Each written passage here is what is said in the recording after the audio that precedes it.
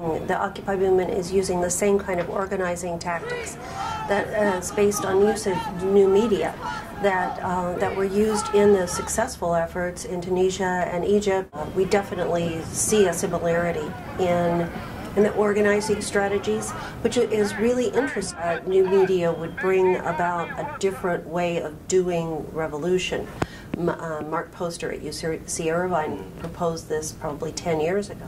But he had envisioned that we wouldn't have, that instead we wouldn't have these mass movements and mass demonstrations, but instead the new media have served as a way to organize and better organize these large gaps. The similarities between what was happening in Egypt and what is happening in the United States are to some extent facilitated by social, networking, and then this global awareness among the people, knowing exactly what is going on.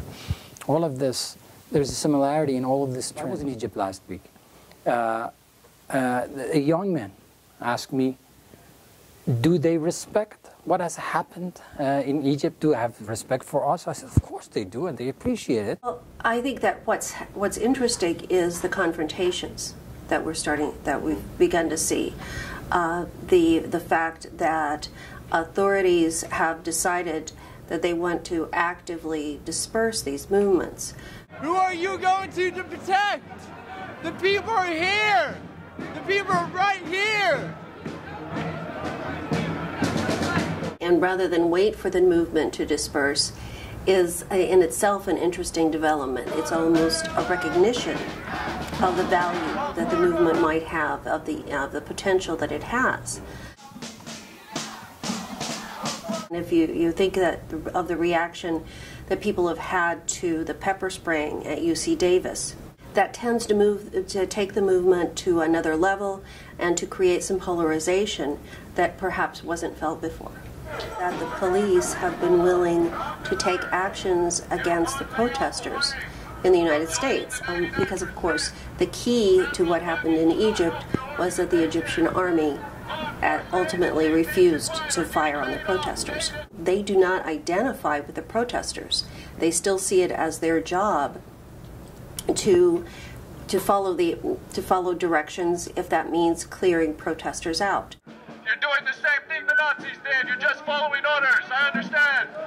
But you're one layoff away from joining the 99% officer. And the protesters are now reaching out to labor unions and trying to create a more solid base. And if they are able to reach out to the police labor unions, that could have some interesting repercussions. When people are in power, and someone else contests that power or wants to share that power, the natural reaction is to try to preserve their power in order to be able to get into a position that will make the people in power feel threatened. The people who are seeking power need to mobilize. They need to show that they have a base and that they can take power if it's not ceded to them peacefully. The conditions that are leading to these movements are really global conditions. And of course what Ted Gurr has been saying is that when revolutions don't happen when people are poor, revolutions happen when people feel like they're getting poorer. And the gulf between rich and poor is getting wider and deepened. This is a social revolution. What is happening in Egypt was a political protest. We know that the Tunisians were helping the Egyptians through social media in very basic ways of what do you do when tear gas is thrown into your crowd, and how do you treat these things, and many people in the Occupy movement have also been inspired by the social media. And then on January 25th in Tahrir Square, demonstrations started, and in 18 days, less than what it took in Tunisia, in 18 days, which was February 11, Hosni Mubarak was forced to step down. Yasqat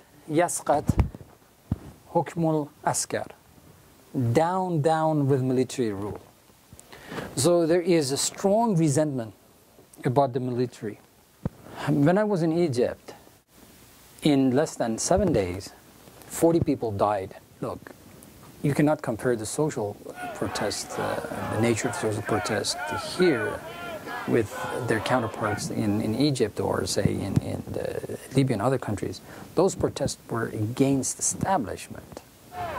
These protests are not against the establishment of the government of Sir Obama. Income inequality perpetuated by the financial industry has really put vast majority of people on this side, which they call it 99%.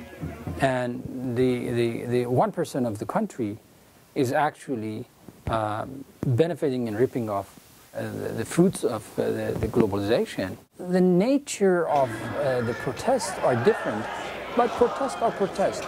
But in Egypt, it was anti-Mubarak. They really wanted the regime to change. In the last 200 years, the most dominant political economic system has been capitalism.